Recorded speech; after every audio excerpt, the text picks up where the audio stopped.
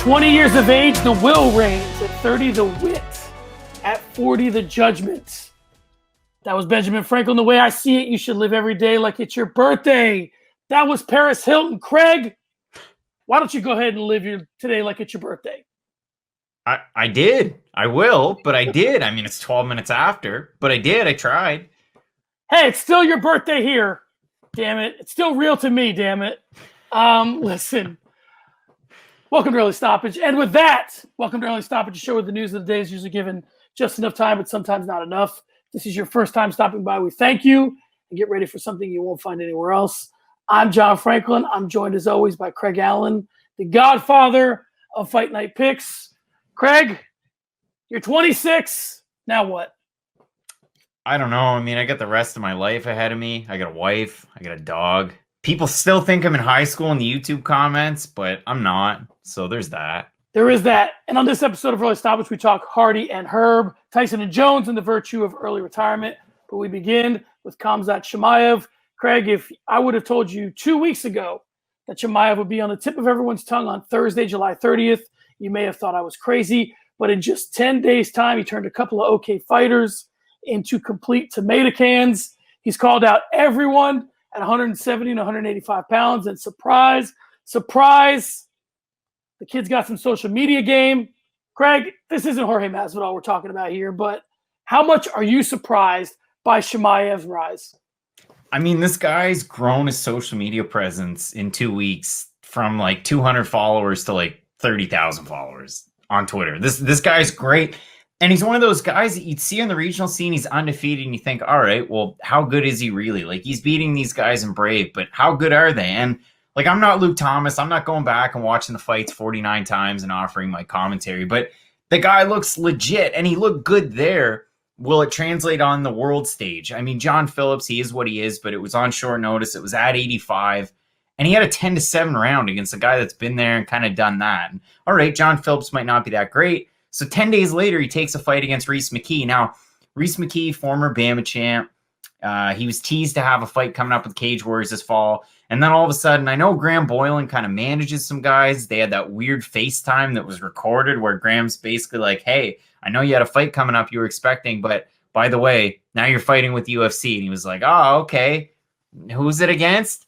Khamzat Chimaev. Chimaev looked amazing in that fight. So I don't know what he has going forward, but it's not often that we talk about a prospect coming in that 2 fights later we're going, yeah, put him up against Masvidal, put him up against McGregor, put him up against Usman tomorrow. This guy's top 10 potential.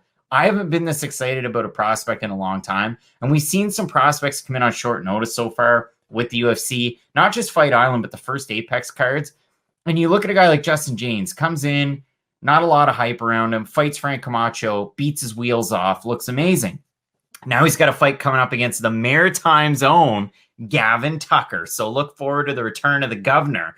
And I'm looking forward to that fight. But with Khamzat Chimaev, you compare him to Max Roscoff because everybody's forgetting about poor Max Roscoff. But he was undefeated. Head coach Robert Drysdale, All-American wrestler. I believe he was with North Carolina and not North Carolina State. But I could have those mixed up. But great collegiate wrestler, really good at jiu-jitsu, good striking, undefeated. Same type of idea as Khamzat Chimaev, but after the second round, he was forced to retire. Like, he gave up and quit on the stool. So people forget about that. But Khamzat Chimaev just strap, a rocket to him and ride that all the way to the top because this guy looks amazing, and I'm all for it. Like, when was the last time that we saw a prospect like this break through? I mean, Adesanya, maybe? It's interesting that you said Adesanya's name because Adesanya did that, one of those rare things where he moved so quickly through prospect status that you forget that he was a prospect. And Chimaev is doing that as well in terms of, like, before you know it, he's just going to be getting big fights, and we'll forget that he was even a prospect at all. We here at Fight Night Picks are no strangers to hot takes. We have Hot Take Kate. We have you, who puts on the hot take sunglasses and does your thing. But, we may have to enlist former current friend of the show, former partner of shows with us, Drake Riggs, because, listen, Fanside has got this kid in there with Connor. And saying why it makes sense now, we live in a world of immediacy, right? Everybody needs something right away. And there's a marketability to that. And I can respect that. I can respect that when someone is a hot prospect and they're like I said earlier, on the tip of everyone's tongue. You have to, that's what Hollywood does. When someone has some notoriety or someone's interesting, they immediately jump on it. So I think that it's a bad move for him to fight Conor for a couple of different reasons. But I think it's a little bit too quick. One, that's not even saying whether he could or could not beat him, because he probably would beat him because of the skill set. But I just think it's a bad fight. I don't know that he's necessarily earned it yet, to be fair. So I'm very interested in Chimaev for a lot of different reasons, but mostly I like the fact that he's going out and going into business for himself. That's what I respect about him as a prospect. Not everybody's able to do that. Adesanya could do it. Chimaev could do it. Conor did it. It's these guys who can ascend while sort of, writing their own scripts that impresses me the most. And everybody loves Tanner Boser at this point. And I can say it. I mean, Canadian, but listen, like I was 2 months into the Fight Night Picks podcast that nobody was listening to. And I had Tanner Boser on. I thought, geez, this guy's awesome. Like he's fighting with ACB, then with M1. Like he's kind of done the whole regional thing. He's gone on the world stage. Of course, he loses to Cyril Gahn. That's going to happen. The guy looks like title material. But he's had these really big wins. Felipe Lins and Rafael Pessoa. And who does he call out? He goes backwards and still wants to fight Maurice Green. Like, Tanner, start calling out these guys. Follow the Chimaev blueprint. But that's neither here nor there. Those are my own personal thoughts.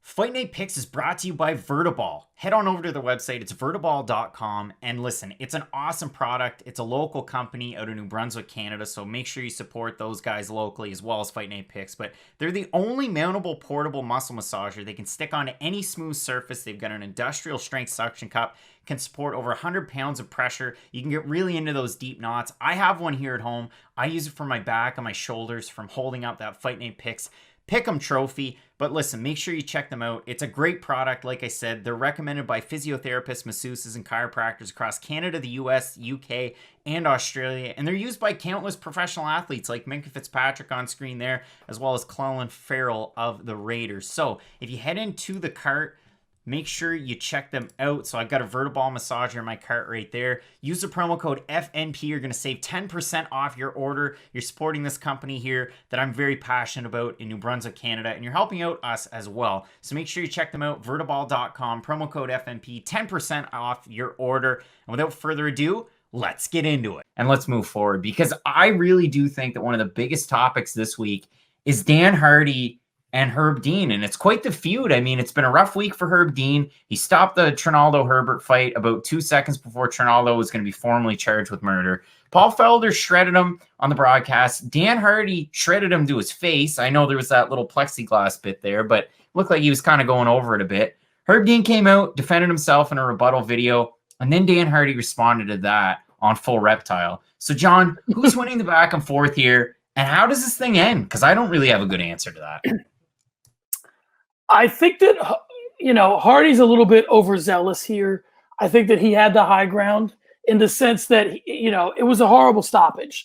And I think that focusing on that, you can get a little too high and mighty with this stuff, and you start to come so hard at somebody that it's lost that you're actually in the right.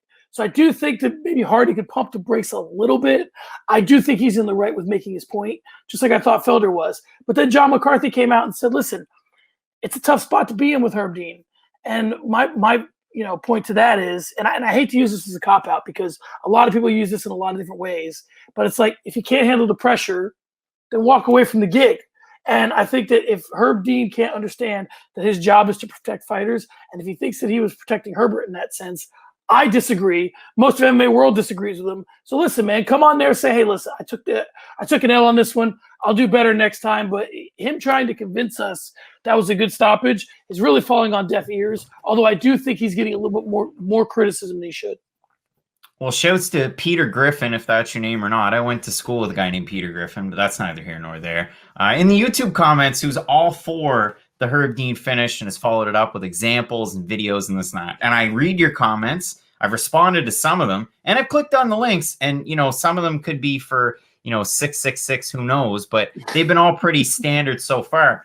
But from what I've gathered is that Herb Dean's been saying, in this instance, Jai Herbert was tracking, he was paying attention, this and that. Trinaldo didn't have to let off the gas. It wasn't a bad stoppage. What are you going to say? Like, if you're Herb Dean, are you going to say, oh, yeah, you know what? I messed up. And that other time that you're pointing me out for, well, I messed that one up too. And in the Tanner Bozer fight, I screwed that one up. And if you go back to the CB Holloway fight where he got punched a bunch of times that he didn't need to, I screwed that up. And then when I was over in ACA and they bring me in as a special guest referee, you know the Georgie Karkhanian fight where he got punched when he was sitting down after he finished the fight? Well, I should have done something about that too. He's not. He's probably going to say, hey, this is the way that I saw it.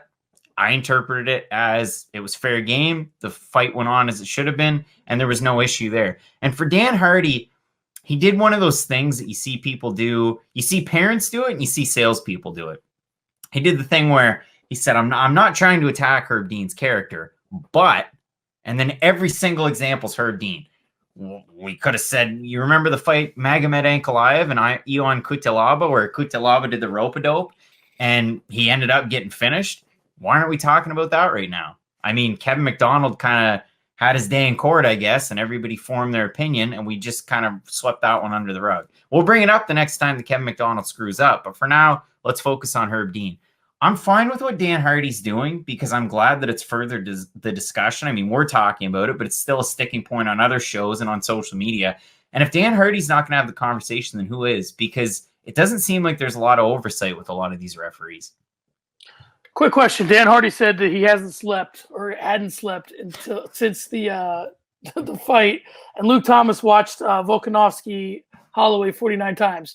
Who's more committed to the sport, Dan Hardy or Luke Thomas? I mean, that's such a tough question. Luke Thomas lives and breathes it every day for his job, covering it. Dan Hardy still, it feels like, is he coming back? Because he's got the hair. The hair's starting to get long. Like, are we going Mohawk days again? That'd be the tip-off, I bet. That we'll know he's coming back when he starts to grow the hair out. All right, Craig, speaking of coming back, let's party like it's 1989. Mike Tyson and Roy Jones Jr. have agreed to fight in mid-September. The whole world is anticipating it. Seemingly okay with the $49.95 price tag. This looks, to me, to be potentially a moneymaker. I have two questions. One, is this fight being received positively despite these guys being in late 40s and early 50s respectively because of their legacies and how much they're loved as fighters? And secondly, did Dana White, who has relationships with both these fighters, miss a huge opportunity to launch Zuffa boxing with this fight? Well, if I asked you, 6 months ago, I said, here's a hypothetical. You're going to get a fight between Roy Jones Jr. and Mike Tyson. And then my follow-up question is, well, the first question, I guess, do you think that fight's actually going to take place in 2020? You would have said, by all means, no. My second question, if you had said yes, who do you think would have promoted it? John, I'm going to ask you that now. Hindsight being what it is, and you probably already know the answer. And maybe you didn't because it kind of did slip through the cracks. But if I asked you who's going to promote Roy Jones Jr. and Mike Tyson in 2020, what would you say? I would have said Dana. Yeah. Honestly. Because good. I would have said, Dana White, Matchroom Boxing with Eddie Hearn, because they've had the Jake Paul, Logan Paul fights and that type of thing. Or one of your big promoters, like your Golden Boy Productions or Promotions, or even McGregor for that matter. You see who's promoting this? No, CES is promoting this. That's right. Small town, New York, like we're just throwing up regional MMA cards. They're going to be the promoter, which I saw that and I thought, well, that doesn't make any sense. And it really doesn't make sense because from what I gathered, it was going to be in California and they had to wear the bigger gloves, but they weren't going to wear headgear and it was an exhibition. So it's kind of all over the place. I know, obviously, fights taking place in September. The pay-per-view price seems decent, but like you, yeah, I'm surprised. I mean, let's just pick Mike Tyson, for example. Mike Tyson's been in the UFC video games. Roy Jones Jr., in his last fight, which was like 2 years ago, it was on UFC Fight Pass. So I don't see why it seems like a match made in heaven. UFC, Roy Jones Jr., Mike Tyson.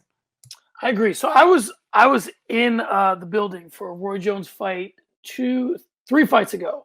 It was on a exhibition. It was a weird card. It was like one of those things where some company brought a bunch of people together to bring attention to the company, and the company had nothing to do with fighting. It was something else. So Chael Sonnen grappled with Michael Bisping.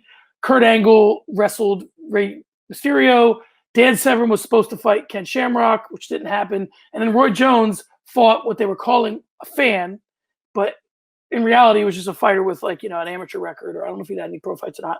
And I sat there with Michael Bisping and we watched the fight with a friend of mine. And we're watching this fight and, Roy seems like he's not Roy completely. And then this guy throws a punch, Roy slips it and knocks him dead. And I'm like, he's still Roy Jones, right? He'll always be Roy Jones to a certain extent. And fighting the right guy, he can summon that in small doses. Now, as far as the CES thing goes, the thing that makes the most sense to me being an older guy and just processing things because of, experience I've had throughout my life, CES seems to me like if you're Roy Jones and Mike Tyson, you ask yourself, who could pull off the logistics of this and would ask for the least amount of money to do it? Maybe a regional promotion. So maybe Dana's price point was too high. Maybe Dana wanted 30% of the profits and CES was like, we'll take 10. And then more money's going to the fighters. That could be an option. So I don't know. I'm interested in it. I think these guys are beloved as fighters. That's why we're okay with it. We're seeing Tyson get in shape.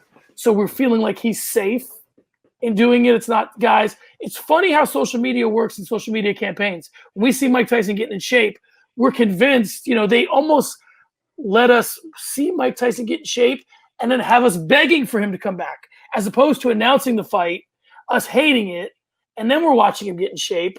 They kind of did it the other way around, and we wanted him to fight. So great job on their part marketing it. But, yeah, I mean, I think if guys are of similar skill sets, no matter how old they are, I'm fine with them fighting. But I'm an old head that way. And I mean, the trouble for me is Mike Tyson, heavier weight class throughout his career. He's going to be bigger than Jones. I mean, he's older, but like you'd think. Now, the trouble is, and I get this argument, and I wasn't old enough because, again, I'm just 26. I'm just a young fella. So watching Mike Tyson in his prime, I wasn't around for that, really. I would have been a kid. Same thing with Roy Jones Jr. But for me, the thing that everybody said about those late Mike Tyson fights before he retired was, well, he has that power to knock you out with one shot, but it never really happened. And with Roy Jones, he lost and then he won some, right? And then that was kind of it. But they weren't meaningful fights, really. There was a title peppered in there, but boxing titles are boxing titles. Some of them, right? Well, the reason this gets interesting for some fans and pundits is that Roy Jones was actually the heavyweight champion. He fought John Ruiz late in his career, but it wasn't the Roy Jones that we knew. And he was still skilled enough to get in there at heavyweight, but at heavyweight, he didn't move the same. Tyson has always moved like a middleweight despite fighting at heavyweight. So this fight gets interesting in that way. How much speed?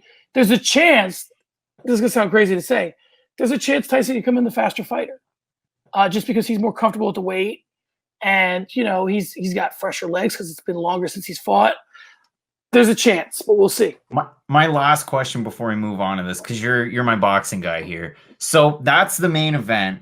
The co-main event has been teased. John, I have a Nate Robinson jersey in my closet. I was the biggest Nate Robinson fan when he was in the NBA. Dunk contest, all that. And it's a Celtics jersey to boot.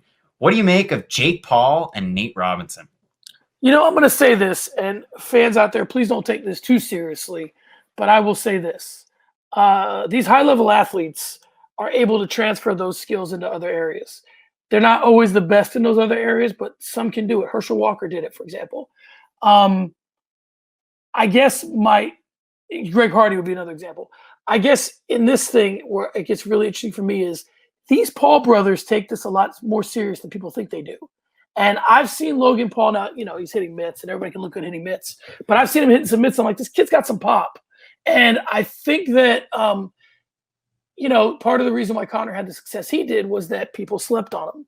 And I think it's easy to sleep on the Paul brothers, but they may be a little bit better than we give them credit for. Now, are they going to go join serious promotions and make serious runs? I'm not confusing Aaron or Logan or Jake Paul with Aaron Pico.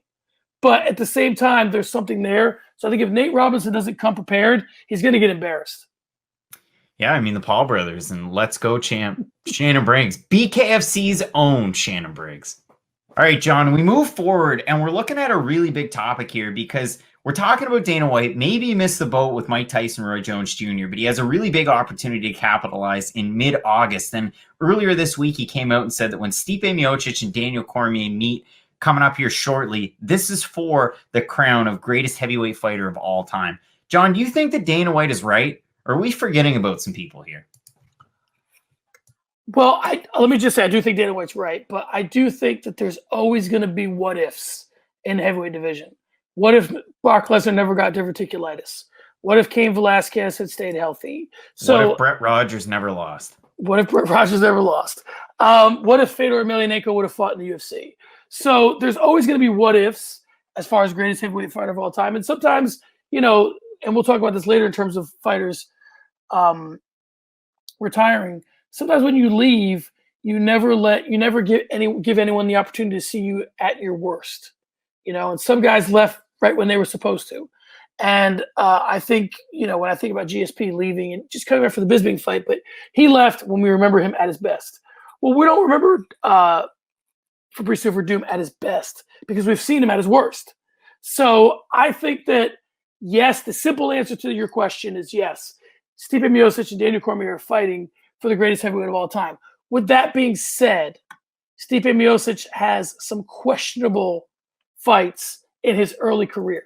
So if you dig deeply into the resume, it gets a little more problematic.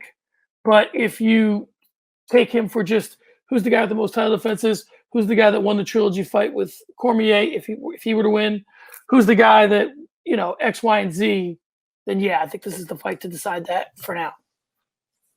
And with Cormier, too, you can take the Strikeforce record, you can take the early UFC stuff. You try not to lump in the light heavyweight stuff, but it's hard not to, right, when you're having that conversation. Daniel Cormier is one of the all-timers, and he's going to go down as such. If he can notch that extra win over Stipe, it only solidifies that. But he's if the UFC had ballots, he'd be a first ballot Hall of Famer. And I think Stipe would be, too, regardless. Win or lose, they're both those type of guys. Now, who's better on the mic?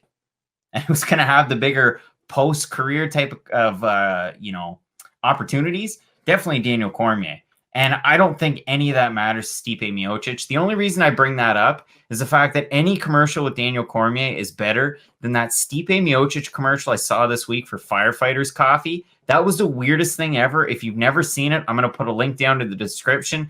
By the look on John's face, I'm guessing he didn't see it. So I urge you, please, to watch that commercial because it looks like Stipe Miocic is a beefed up Tobey Maguire, and there's all sorts of hijinks. So you definitely have to check that out. But in terms of the GOAT conversation, you're right.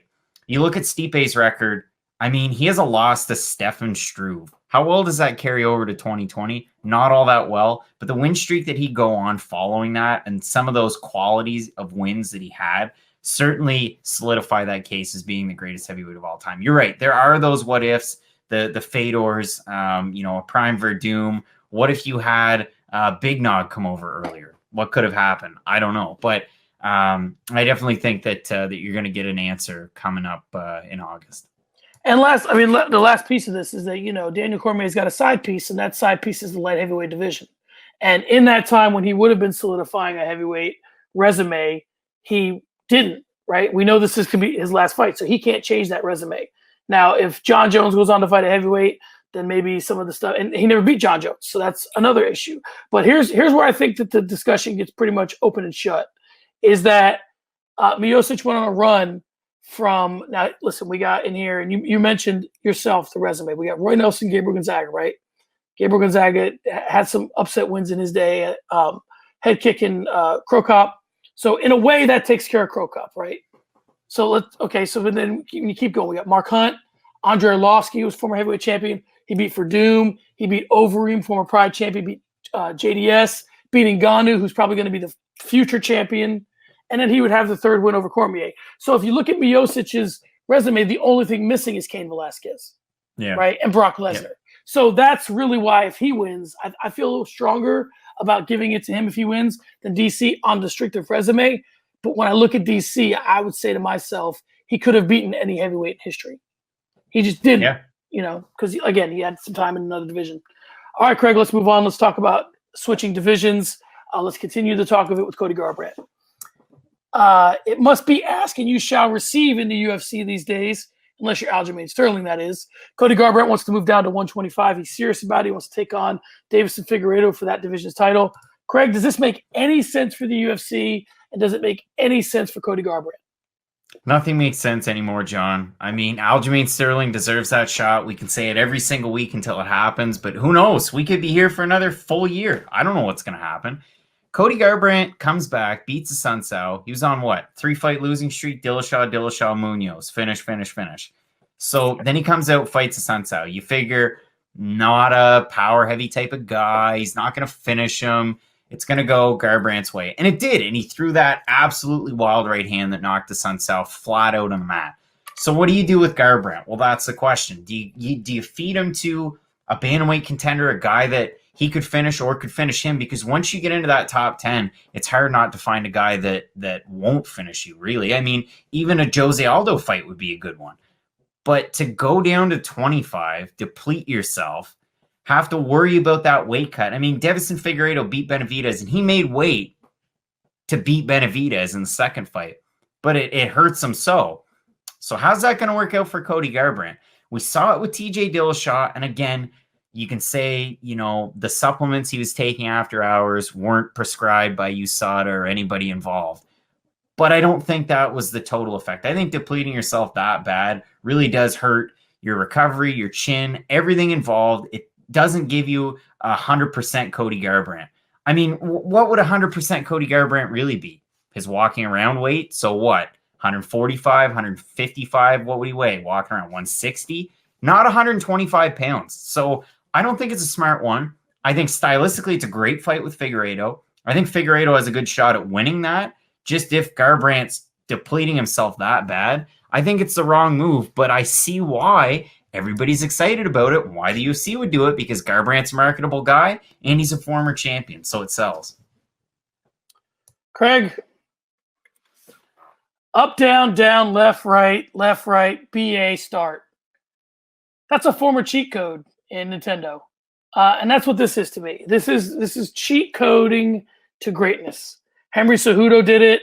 All these guys that think I'm just going to hop divisions, pick up these belts without running through divisions, in a way, it's kind of a cheat code for Figueiredo as well. He's fighting a guy that has no business getting a title shot because of his name. Now, do I want to see the fight? Yeah, because I like to watch Cody Garbrandt fight. But that's got nothing to do with his does he deserve it? And I think that we're moving into this space in MMA where we're cheat coding legacies, and everybody wants to jump divisions and get that second belt to instead of doing what Anderson Silva did, which stay at 85 for 10 years, fight everybody they throw at you, and then a lot of people say that when St. Pierre went to 85, he did something similar, but because now he has 2 belts and he puts himself in the discussion with Conor having 2 belts and all that. My point is that he spent all the time at 170 fighting everybody they would throw at him. These other guys are skipping that whole process.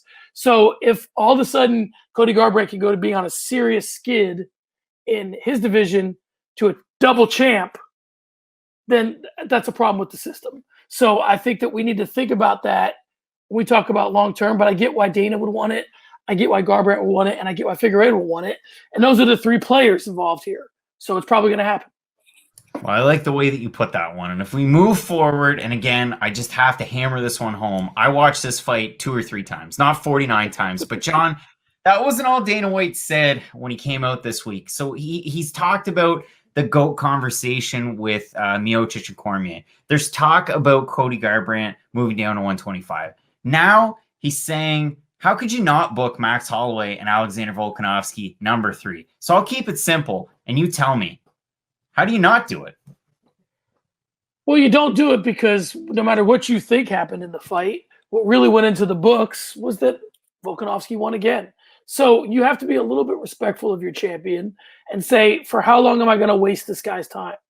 Right? How many times does he have to prove to me that he can beat Max Holloway?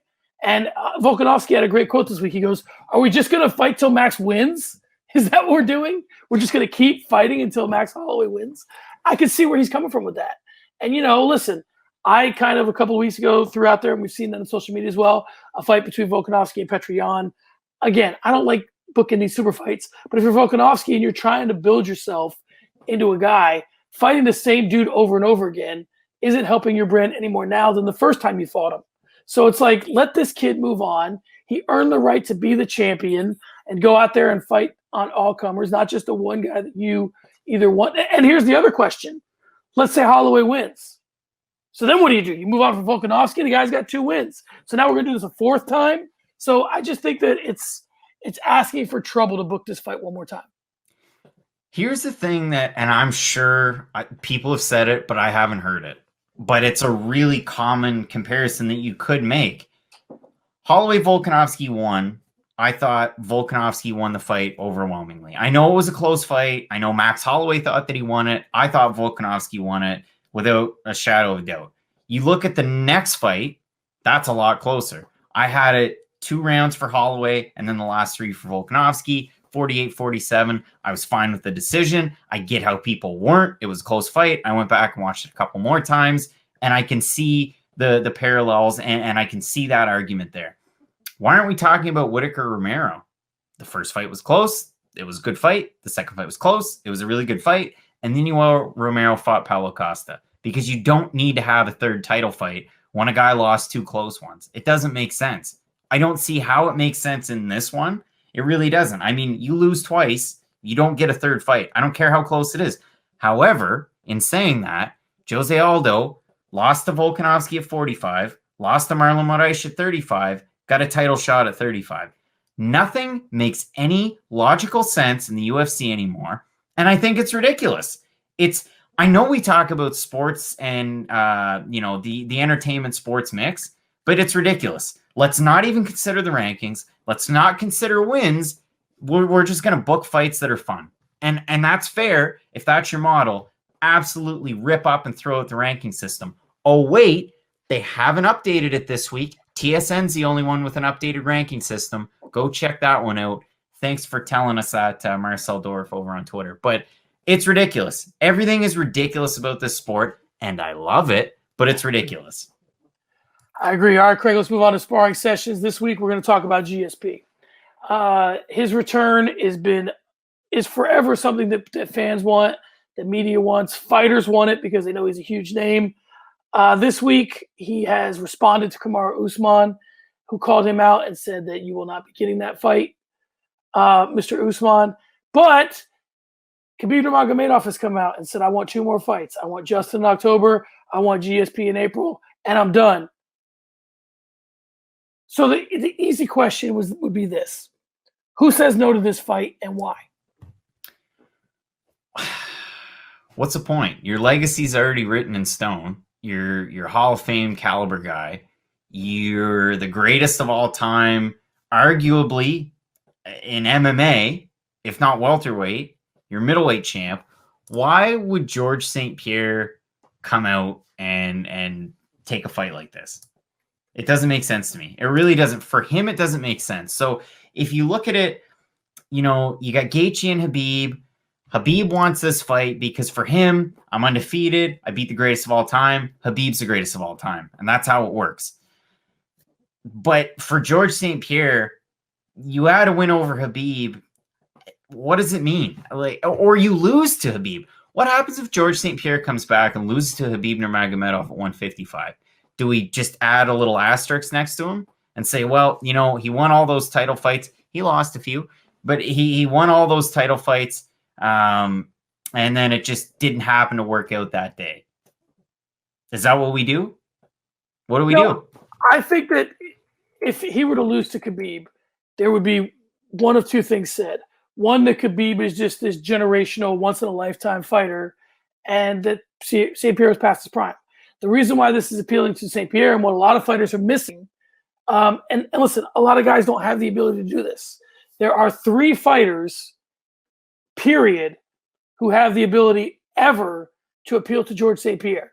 The 155-pound champion, the 170-pound champion, the 185-pound champion. Now, 2 of them have been taken out of the equation because he's won the 170-pound belt, and he's won the 185-pound belt. So the only carrot that you could dangle in front of George St. Pierre anymore is that 155-pound belt, because the champion is undefeated, and it's the one belt he doesn't have, and no one else is a 3-division champion in MMA. So that's something that can get him excited with a little bit of his prime left. But other than that, I don't want to say you're risking a lot, because, again, he's been removed from the sport for so long that it's not really expected that he would be able to come back and just go take the title from, it would be like if, a basketball player who's been retired for 5, 6, 7, 8, if Tim Duncan just came back and said, because I'm coming back, we're going to win the title. Well, you're not the Tim Duncan that you were when you were winning titles. So George St. Pierre kept the mystique going by beating Michael Bisping, which was a very carefully crafted maneuver by him. He waited till the guy he thought he could beat had the belt to come back.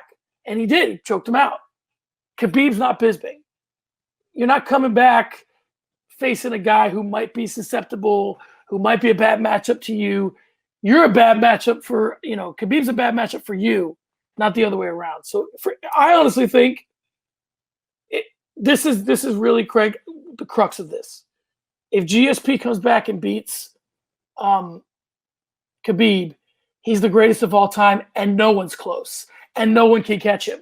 Because the only way he gets caught is if Jones goes up to heavyweight, beats Stipe Miocic, and then goes to 85 and beats Adesanya. That's the only way Jones gets to GSP if GSP beats Khabib. Okay, and in the circumstance that he loses to Khabib, does it affect him? I don't think so. Okay, all right, that's fair.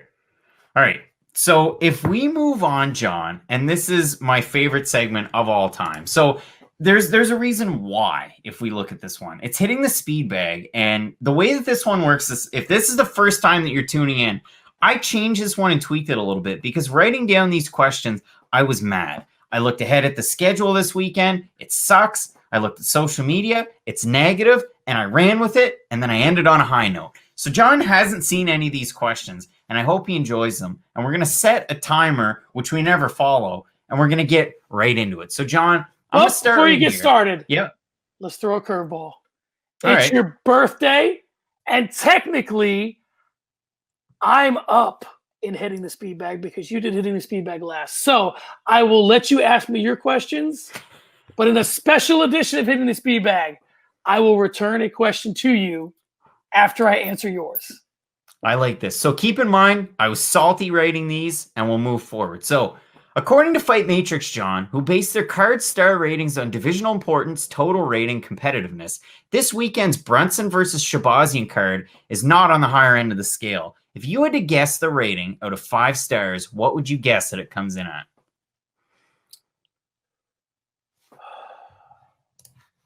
3. And you know what? I'll make it easy for you. So if I look ahead at some of the upcoming events, Lewis Oleinik is a 3 out of 5. Miocic Cormier 3 is a 4 out of 5, and so on and so forth. Adesanya Costa, it's 3.5, but we don't have a lot of fights there. This weekend's already booked in stone. We're Thursday bridging into Friday. What do you think it's at? I'll go with a 3. 2.5. It sucks. All right. So here's my return question. Okay. Quickly, 2 people you wish worked together in MMA in any capacity that don't work together, that are completely unrelated. Oh, man, that's a really tough one. Maybe even just training together. Work with in terms of training or on a broadcast? Anything. It's your choice, but I'm just giving you an example. You know, I'd like to see a training montage between a guy like Israel Adesanya and Yair Rodriguez. That'd be cool. That would be cool. Mine is Colby Covington and Jorge Masvidal now. Because the last time they were together, they were not famous. I'd like to see them now. All right, that's fair. All right, John. So, still salty. Second question. It seems that the tradition in 2020 is to write up articles based on short tweets. And the articles today were written and had longer headlines than the 2-word tweet that Conor McGregor put out. There's articles with titles longer than tweets. This upsets me. I don't have a question. John, what's your reaction to this? 2 articles that are only as long as the tweets they're written about? There's articles and headlines longer than the tweets that they're written about. What do I think about that? I think it's very lazy. I think it's poor journalism. I think it's clickbait. And I think that we can do better. And I think that we should do better. I like that. Okay. All right. Your thoughts on seeing MMA as an Olympic sport? I love it. Why not? I mean, that's awesome. Let's get more of that. Baseball in the Olympics is great. Golf in the Olympics is great. MMA, throw one more in there. Summer Olympics don't get my dick hard at all. I'm a Winter Olympics guy. I'm in it for the hockey. So throw MMA in there, and I'm excited. All right. Now, I was excited when I wrote this one. We'll lighten up, and this is our last question from me. Baseball's kind of back. Hockey and basketball are on the come up. If you had to pick one athlete from each of those three sports to compete in a cage, who would you choose, and who would you pair them up with in a fight? Here's here's what's hilarious about that. I wrote 6 questions. Okay? Number 5. Done this one before, but I'll ask again. 2 non-MMA fighters you would like to see fight. Craig, we've reached the point where the apple doesn't fall far from the tree. I'm your father. Now we're asking the same questions. So hockey, baseball, and basketball, who would I want to see? I would want to see J.R. Smith from the Lakers fight just because he's crazy. He looks to me to be about 6'1". He's probably 180 pounds. So let's put him in there with who's a fun, crazy-ass middleweight. Costa's too good, but he's crazy. Adesanya's too good. So I'll name the fighters. You match them up. We'll split the difference. So first I have J.R. Smith, baseball player. I want to see the kid that threw at Carlos Correa fight because he looked like Joe Kelly. He looks like they make T-shirts that are Joe Kelly Fight Club. So yeah, I could see that. And that's that's lazy of me because he's relevant recently. But there's obviously guys that I'd rather see fight than him. But I'll go with him because he's throwing at Correa. And hockey, I don't even know anybody that's in hockey. You give me a good hockey guy. I don't even know anybody that's in hockey. I don't follow hockey closely enough to. All right, so easy answer. Stop. I want to see someone that's never fought in hockey that I've seen. So give me Gretzky. Give me Gretzky in his prime. I just want to picture this in your head, Craig. Wayne Gretzky in fight shorts and fight gloves. I can't even wrap my head around that concept. Nice hair, though. Great hair. If I had to pick somebody current from hockey, it's an easy answer.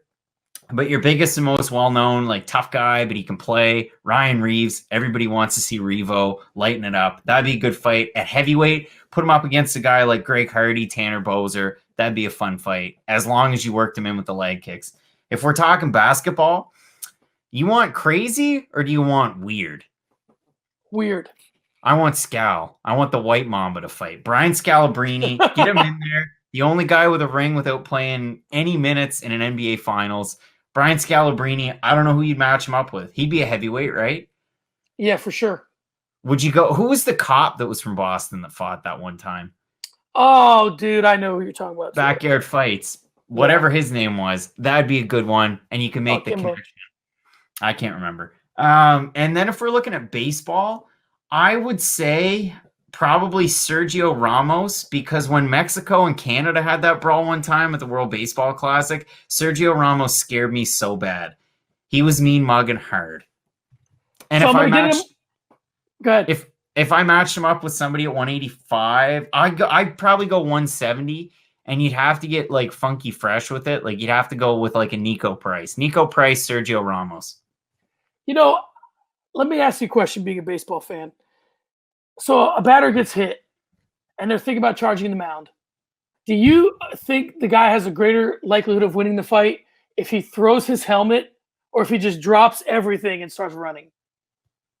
I'm going to tell a quick story because it's my podcast and I can do that. It's your birthday. I was near the end of the season in playoffs, and I played men's intermediate baseball against a team of guys that used to play senior baseball. So they're pretty good. And I get into an argument because the pitcher overthrew the catcher in his warm-up pitches, and I'm there in like outside of the box, and I time them, right? I'm getting my timing, and like they're lobbing them or they're throwing, a little bit of junk, getting ready. So you kind of take the good with the bad. And the pitcher throws his last one where the catcher comes up, throws the second, and then you're ready to go. He overthrows it, hits the backstop. And then the catcher's just nonchalant, gets up. The pitcher goes, I want that ball. I want that exact ball. What does Craig Allen say? I got a little pep in my step.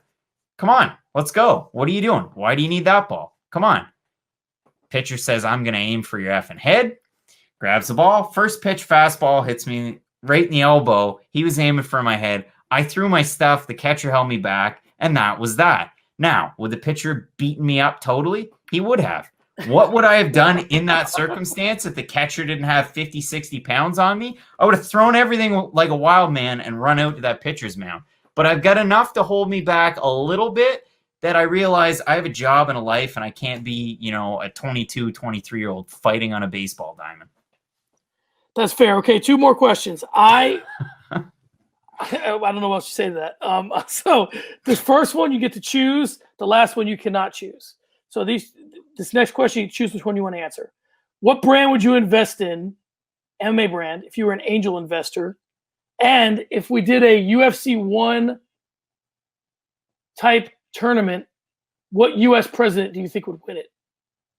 You have to choose those two to... I can't pick a prime minister? Sure.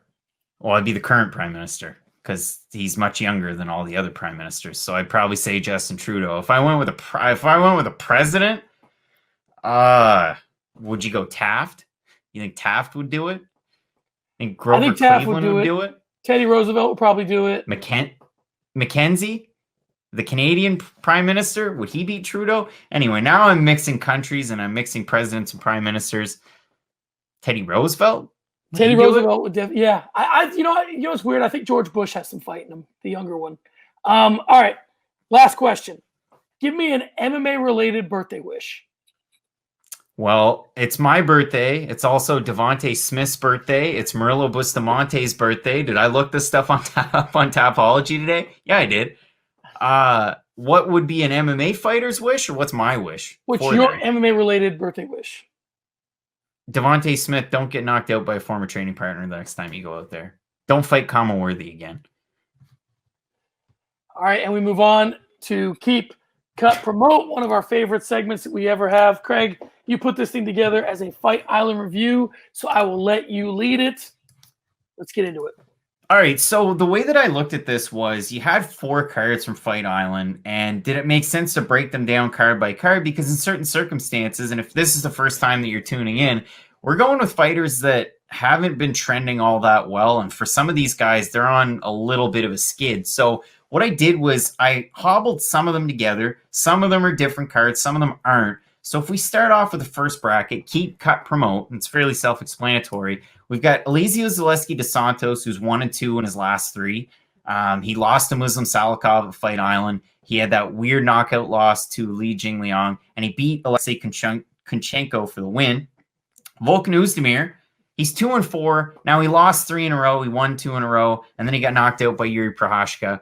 Or Jose Aldo, that's lost at featherweight and bantamweight in 3 straight fights. Keep, Cut, Promote. What are you going with here? Okay, so for me, this is going to be tough because there's certain guys I think that are uncuttable. But unless you want to get into BJ Penn status, then you got to, at some point, cut ties. So I'm going to keep Volkan Oezdemir because his level has been clearly established. He cannot beat guys at championship level. He beats everyone below that. So he's that gatekeeper, right, to see if you're ready for championship level. I'm promoting Zaleski just because I like him. I think he's an interesting guy, and he's a lot of fun. In my opinion, I'm cutting Jose Aldo. What about you? I would keep Oezdemir. You can still promote Jose Aldo because he's the greatest featherweight of all time, and you cut Zaleski because he gets knocked out by Li Jingliang, has a pretty boring fight against Kunchenko, went back to his wrestling, but it didn't do anything for me. And then he loses a fight to Muslim Salikov where he didn't do anything. And I like him, but that's the way that I'd go there. So we move forward. We look at the next card. You have John Phillips that lost to Khamzat Chimaev so bad. He lost 3 fights when he debuted with the UFC, knocked out Alan Amandovsky in 10 seconds. So he's 1-4. Ryan Benoit, he's 0-2. But his career in the UFC hasn't been great. It really hasn't. And that was a co-main event with Tim Elliott. He should have won the fight, but he's lost his last 2 since he's come back from a lengthy time away. And Chris Fishgold, your former Cage Warriors champ, he's 1-3 quietly, and it hasn't been going well. So I like who Fishgold has fought. I don't like the way those fights went. So sometimes you can see with guys, like they fight certain people and they do okay. Didn't look great against Cater. Didn't look great against Americani. But I like guys that are former champions in any promotion just because I think that there's a pedigree that comes with that. So if it's me, I really like the way Ryan Benoit fights. So I am going to keep Fishgold. I'm going to promote Benoit. And I don't think you can come back, no matter how great Chimaev is, I don't think you can come back from that kind of performance. So Phillips is gone. And I mean, Phillips is already on the cut list until he knocked out Amedovski, because you lose 4 in a row, you're done for sure. I think, yeah, Phillips cut, Fishgold you keep. First interview I did live with Fight Night Picks and in person was with Chris Fishgold, and he couldn't have been nicer. And then Ryan Benoit, yeah, I think you can promote him. I mean, he's a power puncher. The record's kind of deceiving, but I think there's still something there. So then we move on. We kind of hobble a few things together. We have Joseph Benavidez, who's lost his last two Davison Figueiredo in title fights. Nad Narimani, that's lost 2 in a row. Now he lost to Mike Grundy. He got finished. And then he fought Grant Dawson, and definitely didn't go well for him there. And then you have Gadjimrad and Tagilov, who won his first 2 in the UFC by finish. Now he's been finished in his last 3 fights. Keep, cut, promote. These guys have all lost consecutive fights.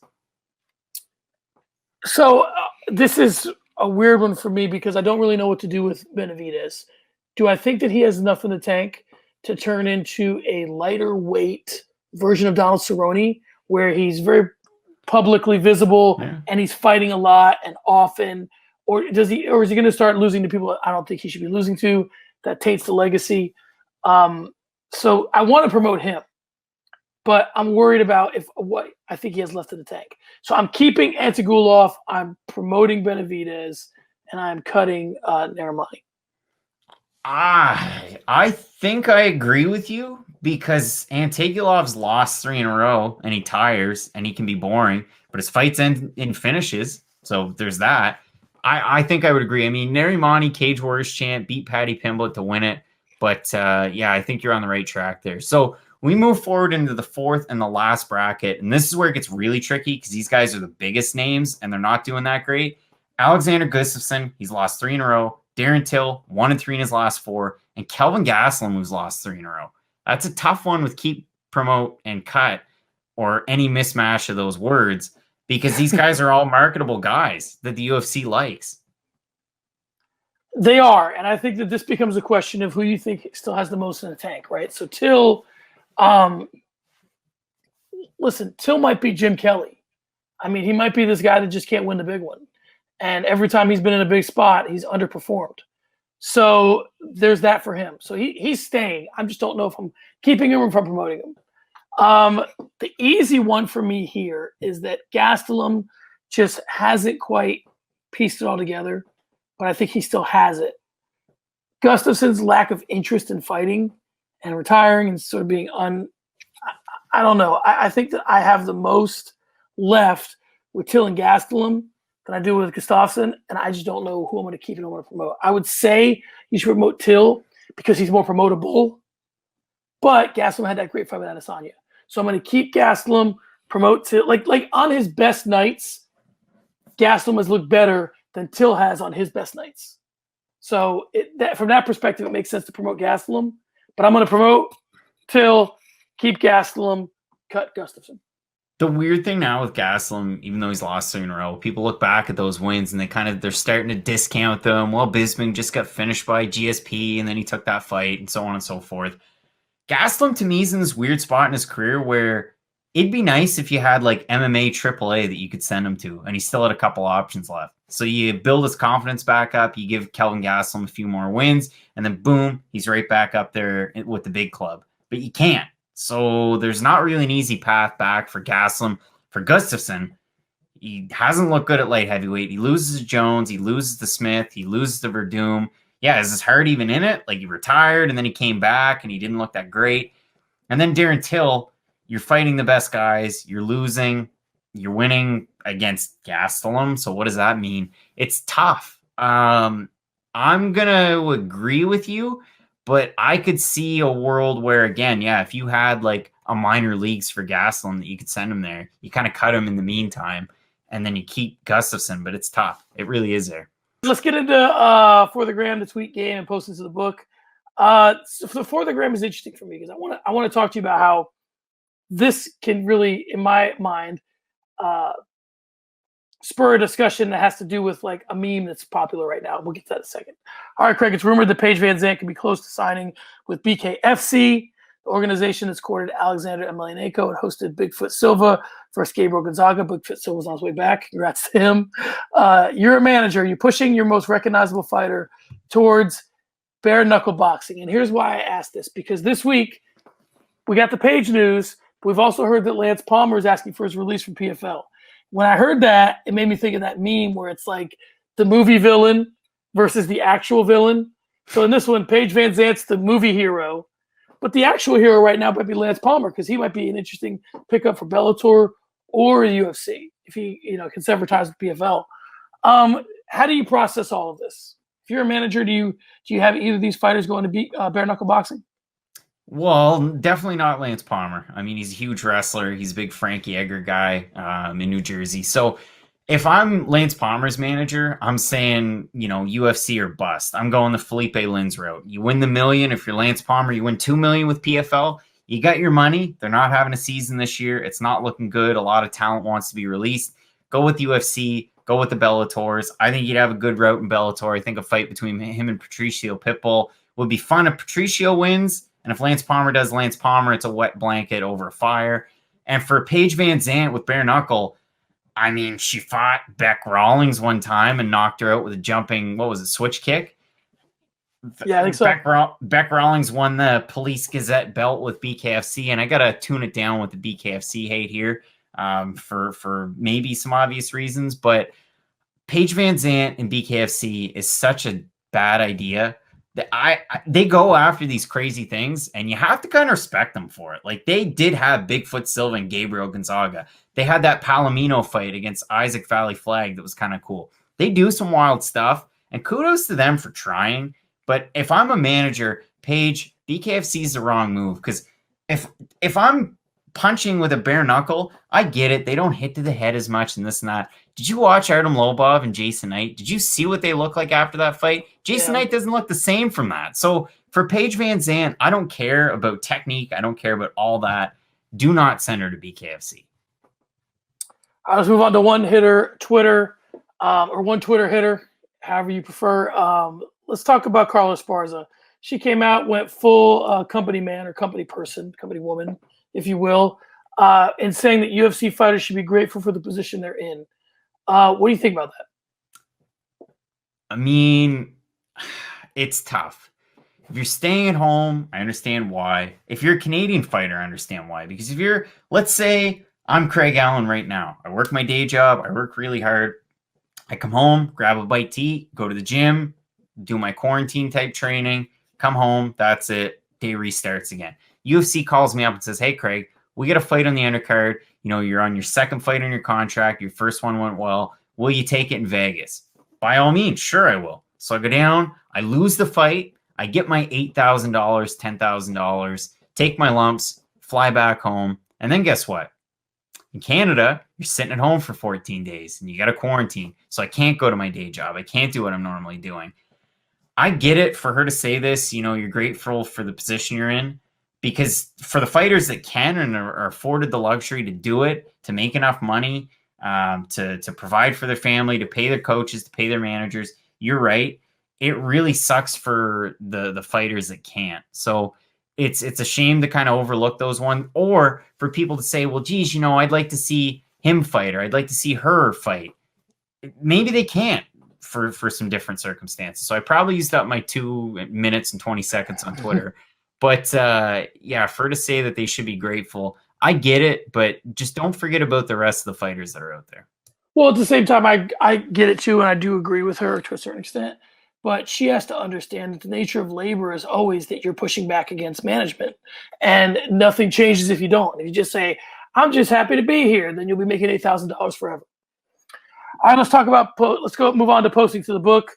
Craig, Edmen Shahbazyan has a main event spot. Wait, we're talking Facebook, so we got to do one thing better. Ronda Rousey protege Edmen Shahbazyan has a main event spot, Craig. One, does he deserve it? And two, is this Shahbazyan is probably not an Eskimo brother with Dana White, but Brendan Schaub is because of Ronda Rousey, allegedly. So the question is Dana paying off a favor here? Does Shahbazyan deserve this fight? What are your thoughts on that? Well, I'm glad that you set it up that way. And because we're on Facebook for this one, or YouTube, or wherever you're paying attention, my mom might be out there. So hi, Mom. Thanks, John, for saying that about Eskimo Brothers. And Mom, and everybody else that doesn't know what we're talking about, just Google that one in your spare time if you get a chance. I don't think Edmen Shahbazyan deserves this, but I also don't think that Derek Brunson deserves this, because this one kind of came in the last couple of weeks. You had Holly Holm taking on Irina Aldana, possible bantamweight title eliminator, and then that falls out due to COVID test. So in steps Shahbazyan and Brunson. It's kind of the next best thing. It's a 3-rounder. Shahbazyan's kind of a big deal, undefeated prospect, knocked out Brad Tavares in his last fight. It could happen again because Derek Brunson's kind of a glass cannon, and we've seen that. He's fought smarter in his last 2 fights, but how much stock can you put into them? So is it a favor? No. I think the favor was the Instagram live video with Ronda Rousey, where he let her kind of pump his tires and say, this kid's the next best thing since sliced cheese. I don't have any issue with it, but I could see where you would. But again, we talked about it hitting the speed bag. According to Fight Metric, this is a 2.5 out of 5-star card. So what are you going to expect, really? Yeah, I agree. I mean, I think that, Dana and Ronda have a very interesting relationship, and that's about as open of a statement as I can make. I'm sorry, that's about as loaded as a statement I can make. I think that she did a lot for the UFC. Dana's obviously done a lot for her. I do think this kid has real skills. But so here's the way I look at it. Would I be that upset if this was the co-main event of a pay-per-view? Take Derek Brunson out, put another guy in there with a little bit bigger of a name. I wouldn't hate it. So I think that if you can handle a co-main event of a pay-per-view, which I think maybe Shahbazyan can, then you can handle the main event of a fight night pick. In reality, he's probably 3 or 4 fights down from a pay-per-view. So I don't hate it. I do think there's a little bit of Ronda magic sprinkled on this to get him the shot, but that's the way it goes. And listen, in the end, how the kid performs will be the ultimate determiner. Again, I hate to keep bringing up the same guy, but we're bringing up the same guy because of what he did. 3 weeks ago, Khamzat Chimaev would not have been a main event of a fight night. He could be this weekend. Short notice. Let me ask you a question. Short notice, Khamzat Chimaev and Edmen Shahbazyan. Brunson falls out. They give it to Chimaev at 85. The thing does great numbers, doesn't it? Yeah, but probably not because of Edmen. Probably because of Khamzat Chimaev. So that's my point. These things turn around quickly. And I think that Shahbazyan should take advantage of this and do something with it. To me, I think what maybe could have happened or should have happened. Remember that time that Paulo Costa fought Johnny Hendricks? Wasn't that UFC 217? I think so, yeah. Yeah, how wild was that? That was a huge opportunity for him to beat a guy that had a decent name. I mean, remember Big Rig Steakhouse? But it was a great opportunity for Paulo Costa to make a name. And everybody inside of MMA was screaming, this fight shouldn't happen. But it did. And boom, huge name. And then he kept winning. And now he has a title shot. For a guy like Shahbazyan, you win a fight over Derek Brunson. It's a name that holds water. It really does. So he's not like, again, he's not the McGregor, the Masvidal. He's not a super marketable guy. But I think this is a big spot for him to win over some fans in a 50% type of card, according to Fight Metric and their star ranking system. And statistic that comes out of something that Craig just said to maybe keep an eye on moving forward. Paulo Costa has fought 3 times in 2017, but he fought once in 2018, once in 2019, and he is yet to fight in 2020. That is not necessarily a high volume schedule. And if a guy like that gets a title shot, he's got a title shot. If he wins the title, is he going to continue along that whole fighting once a year thing? All right, Craig, let's move on to start the conversation. Let's tip our caps to MMA Reddit and start the conversation this week. I'm really interested in this conversation, actually. This week, with Dustin Poirier saying that he thinks he has about 4 to 5 more fights left. If that holds true, he would retire relatively early and would join George St. Pierre, Henry Cejudo, Paul Felder, and a few others in doing so. Craig, is early retirement and sitting back to cherry pick comeback fights the wave of the future? I think that's a great question. I think it's a really good one because, again, like you said, Henry Cejudo done it recently. Paul Felder, he did, but did he? Alexander Gustafsson, throw him in that mix, but distance makes the heart grow fonder, and he came back really soon and fought Verdum and didn't look great. But for a guy like Dustin Poirier that's been there at 45, had the big fights, he's been there at 55, and I mean, interim champ, so you can throw that in there for whatever it's worth. He's kind of done that. He has the accolades. He's fought the big names. He's won some. He's lost some. And generally, I'd say he's regarded in the highest of esteem. I mean, he's one of the best boxers in the sport. He slowed it down with the leg kicks, but due to hip injuries and whatnot. And for him to say, I've got 4 or 5 fights left, my question would be, where does that carry him into? What age are we looking at? Does he disperse those over a few years? Does he really go for a slow burn and do, like you said, like a Paulo Costa, like once a year? So if 4 or 5 fights takes him to, let's say age 33, 34, and then he takes a couple years off, comes back and has a decent fight, well, so be it. He's not really in that realm of like, I'm 28 years old, 27, 28, so it's really early. I think 4 or 5 more fights, I think that could kind of carry him into a twilight, and maybe you tease like a comeback. Maybe he's in the realm of like an Anthony Johnson. I've had the title fights. They didn't go my way. I'm a knockout guy. I'm in my late 30s. And if there's a chance at heavyweight, I'm going to take it because I'm still competitive enough. So the real question of, is sitting back and cherry picking comeback fights the way of the future? I think it is. I really do think it is. I don't think you're going to see people going out there and overstaying their welcome and tarnishing legacies. And, I'm looking at a certain Hawaiian fighter, and it's disappointing because, like, you've been in the sport for so long, and I was young when he was still relevant and still, having competitive fights. So it's a shame to see what happened to BJ Penn. It's definitely a cautionary tale. So I think more people are going to do this and have an opportunity to come back and get some decent fights. So if we look at Dustin Poirier, he's a relatively busy fighter. 3 fights in 2016, 3 fights in 2017, 3 fights in 2018, 2 fights in 2019, and it looks like thus far he has 1 fight in 2020. So for a guy like him, if we're going on the average, 4 more fights is 2 more years, right? Yep. So at present, he is 31, so that's 33 years old when he's done. 33, 34. His birthday's January.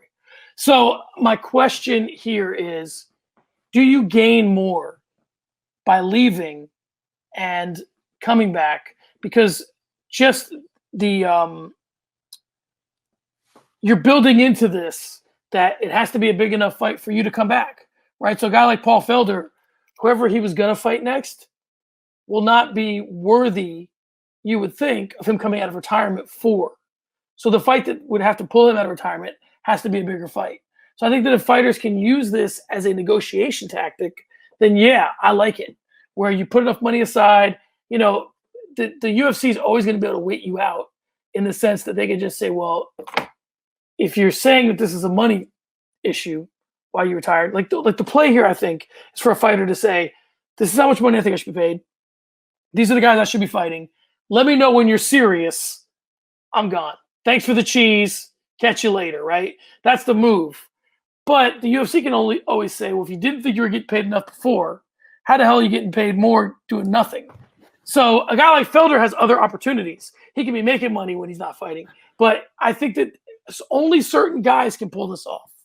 Well, here's the thing, like Dustin Poirier, and I'm going to bring up a guy that he fought and a guy that kind of played the hardball and ended up outside of the UFC. A guy like Eddie Alvarez, former UFC lightweight champ, wanted that style of money, thought he was deserving of it. UFC didn't want to pay it. Boom, you're in one championship, and you're probably making that money. And I don't want to take anything away from Eddie Alvarez. He has to do what's right for him. His window's short. He's had wild fights with Bellator, UFC, other organizations, and he has to capitalize on it when he can. If you're Dustin Poirier, you fight similarly to Eddie Alvarez in the fact that, did you see his fight against Dan Hooker? Because we're still considering it as a possible fight of the year, whether it's that or Zhang Wei Li and Joanna Jędrzejczyk. So Dustin Poirier, for 4 or 5 more fights, the guy gives and takes a ton of damage. What's going to be left after 4 or 5 fights? I don't know. I mean, like you said, 33, 34, there's still a big window at lightweight. I mean, we just had Massaranduba fighting over the weekend. He's what, 41, 42? Trinaldo? So usually in the lower weight classes, you don't get that old. That guy's an exception. There's something in the water in Brazil. But for Dustin Poirier to say that, I think, like you said, maybe he could handpick opponents, but we're creeping deep into the career. Maybe the UFC says, well, you know, we've got a young guy like Brad Riddell or Rafael Fiziev. Let's see what happens. Let's roll the dice, pay him half. And if they live up to a Poirier, so be it. And if they don't, all right. I don't know if it's the smartest choice, but I do think that, you know, cherry picking and trying comeback fights and this and that, because if it's not with the UFC, Dustin Poirier could turn around and go, well, Bellator's paying. I take the Rory McDonald approach. I win there, then I go to PFL. Or the Eddie Alvarez. I go to one championship. There's always going to be opportunities out there as long as the money's running. But I do think, like, in terms of overall health, it's probably the smart thing to do instead of following the BJ Penn route or name fighter that hung on for way too long and just got knocked out a bunch. Yeah, I think there's a path to it. I think that, you know, like you said, a guy like Poirier takes a lot of damage and gives a lot of damage, in fairness. But I think that the way that he fights, and part of the reason why he's come to the realization he's come to is, I can't be doing this 10 more times. I maybe got 4. And I think that, you know, it's like in the NFL. It's different when you're a running back than when you're a defensive back. You know, as long as you can keep your legs healthy and keep your speed up, you play defensive back for a while. Running back, you get hit every play. So I think that it depends on the type of fighter you are. I do like this from a negotiation standpoint because I'd be interested to see who can maximize this. What fighter can just do kind of what Henry Cejudo is saying, where it's like, I'm going to fight when I feel like it. And if you want me to come around, show me the money and we'll talk. Easy answer, Holly Holm, but I digress. All right, guys, there you have it. Another episode of Early Stoppage is in the books. Please be sure and comment under the video. Let us know what you think, what you'd like to see next from the show. We can be heard on YouTube, also iTunes and Spotify. Make sure that when you hit the comment section, you wish Craig a happy birthday. Tell him what your birthday wish for him is. Keep it somewhat clean. Actually, do whatever you're going to do. We can stop you animals. You're going to do whatever you want anyway. Craig can be followed at Craig Allen FNP. I can be followed at SM Cornerman. The fight has been stopped. We'll see you next week. Craig, say something witty. Let's get into it. Craig, I will add to that something witty, which is George Harrison said, all the world is birthday cake. So take a piece, but not too much. We'll see you next week, guys.